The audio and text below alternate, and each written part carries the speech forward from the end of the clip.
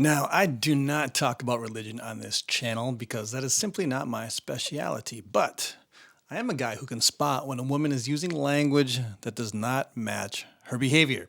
And one pattern that I keep seeing on dating apps is women throwing around lines like, I need a godly leader, or faith has to be the center of your life, like it's some kind of job prerequisite. And for a lot of guys, when they see stuff like this, they're thinking, wow, that sounds wholesome. That sounds even refreshing, especially when comparing them to the very outwardly liberal girl power type of a woman that you commonly see. But sadly, some women are not saying that because they've always been deeply spiritual. They're saying it because they're under pressure. They've burned years doing whatever they wanted, and now they want a man they can fast track into commitment. So they use religion like a filter. It's not to build a real connection with a guy, but to find a man that they can mold, control, or lock down as quickly as possible. So today I'm going to show you how to tell the difference between a girl who's genuine and a girl who's most likely playing a phony act designed to hook a guy who just does not know better.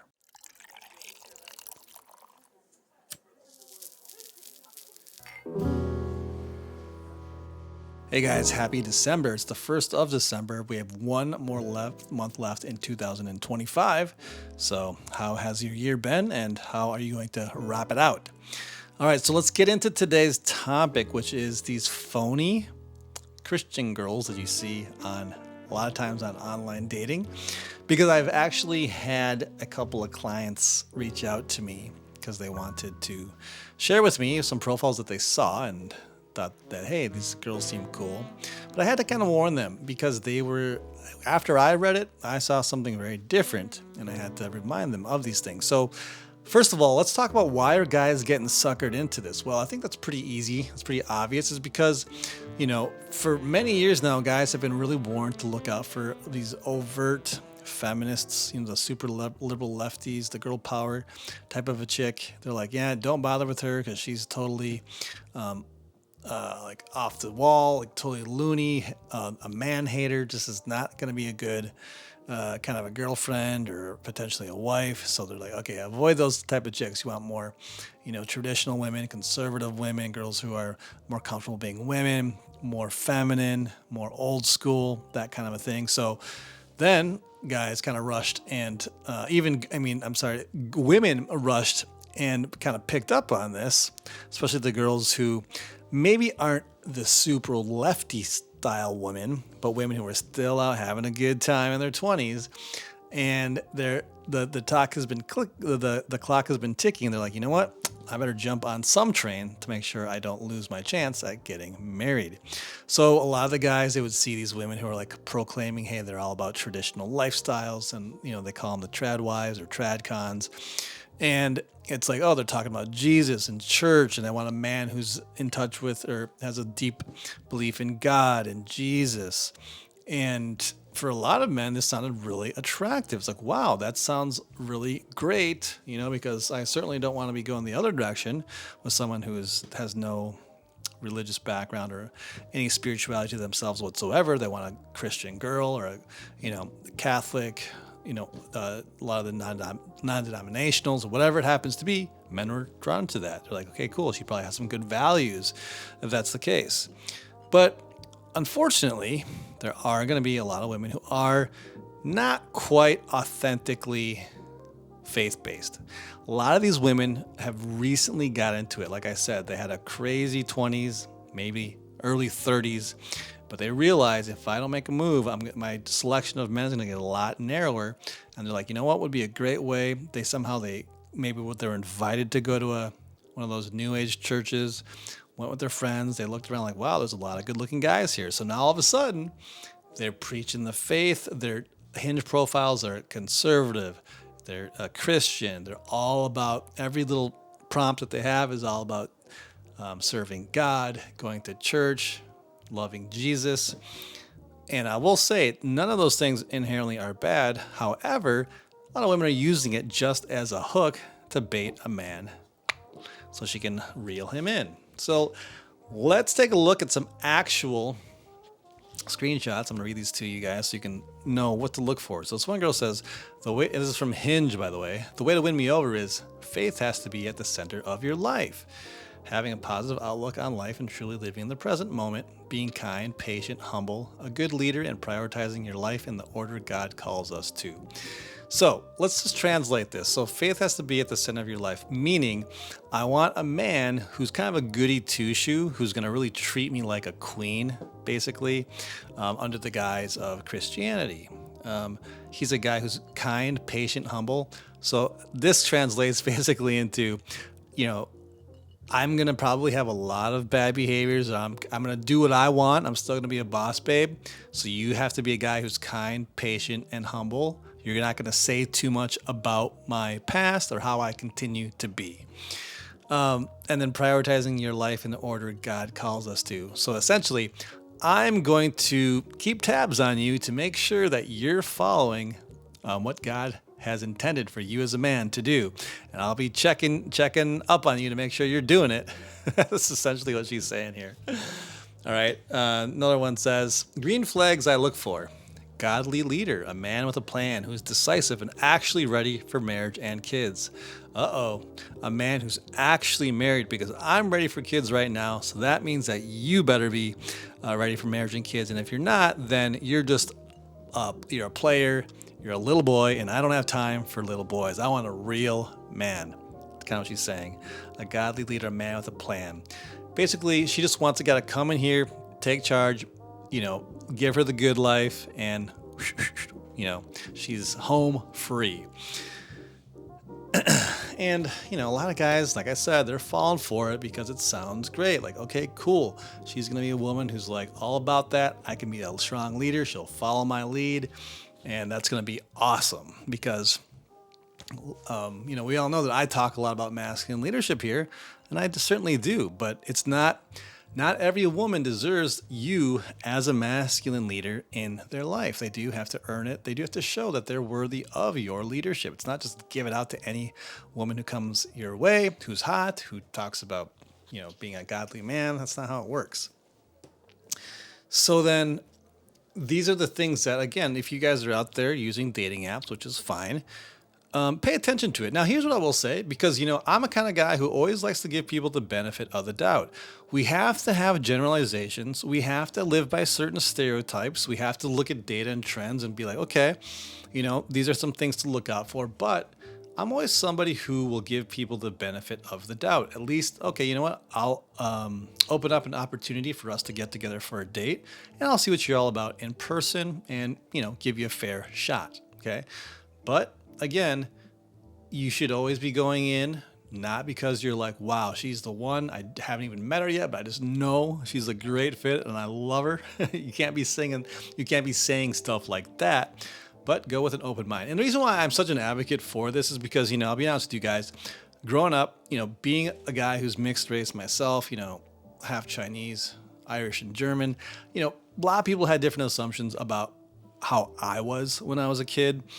And while I agree with there are certain stereotypes for both Chinese people and Irish and German people, they're freaking true. I mean, I make fun of that stuff, but I still think it's important to go in with giving people the benefit of the doubt and see what they're all about. Because people are complex. People are not always going to, fit into a stereotype. When I say complex, I don't mean they're difficult to figure out like women are difficult to figure out. No. Or men are difficult to figure out. No, that's not what I mean. I mean complex meaning they have different backgrounds that may give them a nuanced experience of how they respond to different things in their life, okay? Because obviously for me, I respond in a certain way and, other people do the same. Even you guys out there, the things that you've gone through, you respond to certain things in your life a certain way. Some of you guys are done with dating and just think it's a waste of time, which is fine, which you probably, not too many of you are watching my channel. Others of you have had a lot of failure when it came to dating, and you're like, I'm looking for answers, I want solutions, which is probably how you found my channel and why you continue to watch the videos, because this is a solutions-based channel of how you can actually improve your relationships. All right, sorry, I'm gonna move past that little diatribe there. Let's get to the things, the green flags to look for women who are actually religious, who actually do hold God in high esteem. Women who, if you yourself are a religious kind of a guy, if that's something important for you, if you're Christian, if you're Catholic, and that is your faith is important to you, here's some things and green flags to look for. Now, number one is it's going to be a woman who wants to get to know you. Okay, first and foremost, she's not going to be making demands from the get-go about you have to follow God, you have to be like this, you have to have XYZ relationship with Jesus. She wants to know the man that you are rather than how she can manipulate you into the man that she wants you to be. Okay? Does that make sense? She wants to get to know the man that you are rather than getting to know how she can manipulate you into becoming the man that she wants you to be. Two different things here. So if you're on a first date or you're interacting with a woman or even just looking at her profile, like the woman that I just read to you just now, if there's all, like this, it seems like a list of like a laundry list, especially when it comes to faith. You got to be this kind of a man and have this kind of relationship. That's a red flag. A green flag woman is not going to be doing those types of things. She is going to be much more, that's going to be somewhere playing in the background. If she's a woman who's a faith-based girl, she's already got that. She doesn't need to be flaunting it like that. She wants to see what you're about as a man. She's confident in her faith that she doesn't need to be doing that kind of stuff. All right, and that kind of goes into my number two, which is women of faith have a built-in sense about it, okay? They don't flaunt it around. It's like, wealthy people. They're not sitting there, oh, I'm so rich, I'm so rich. It's usually people who aren't very wealthy trying to show that or make people think that they're wealthy, that they wear all these brand names and, are flashy about it.